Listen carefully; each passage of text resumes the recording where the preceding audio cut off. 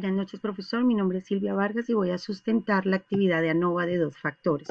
Para eso vamos a desarrollar este contenido, dentro del cual la primera pregunta es ¿qué distribución de probabilidad se utiliza en una prueba de hipótesis para variables de tipo categórico, dos grupos y cuantitativo? Para eso vamos a utilizar el análisis de varianza de dos vías. Luego dice, ¿qué distribución de probabilidad se utiliza en prueba de hipótesis de más de dos medias para variables de tipo cuantitativo? Aquí solamente tipo cuantitativo vamos a utilizar la ANOVA. Tercero, describa la característica de la función de probabilidad para análisis de varianza con varias muestras por grupo. Lo primero que tenemos que entender acá es que esta estudia la relación entre una variable dependiente cuantitativa y dos variables independientes cualitativas o llamados factores. Y el estadístico F siempre debe ser positivo, o sea que tiene un sesgo hacia la derecha. La distribución depende de los grados de libertad del numerador y del denominador.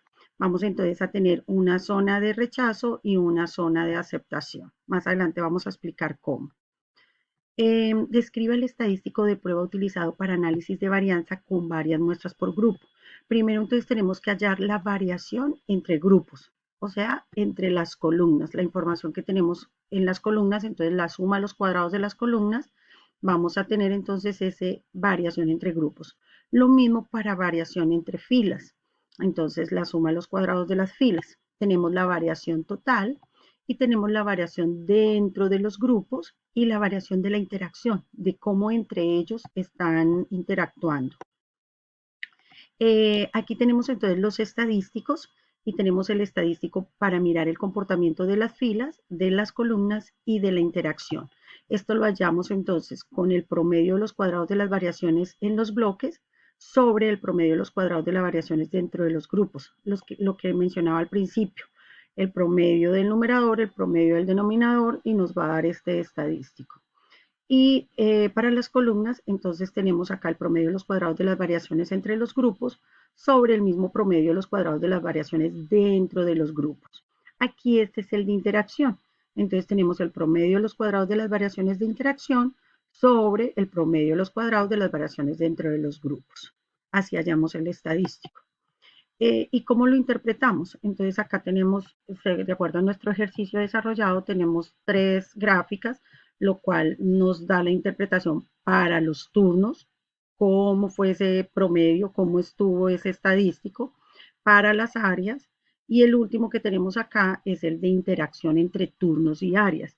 Y entonces, ¿qué pasa? Con un valor de significancia, en el ejemplo de nosotros nos dieron el 5%, si el estadístico, ese resultado de las fórmulas anteriores que mencioné, es mayor que el valor crítico, se rechaza la hipótesis nula. Entonces acá tenemos, la hipótesis nula era que todos fueran iguales, pero la hipótesis, digamos, desarrollada o encontrada, que por lo menos tenga una media que sea diferente, entonces ahí se rechaza la hipótesis nula y se acepta la hipótesis esperada. Lo mismo para las áreas, exactamente lo mismo, o todas iguales o al menos una que sea diferente, se rechaza la hipótesis nula. Y la de interacción, pues la hipótesis nula es que no existe interacción entre los turnos y las áreas, y la hipótesis esperada, existe interacción entre los turnos y las áreas.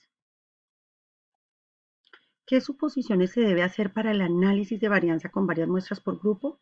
Pues primero, por cada celda, los valores muestrales provienen de una población con una distribución que es aproximadamente normal.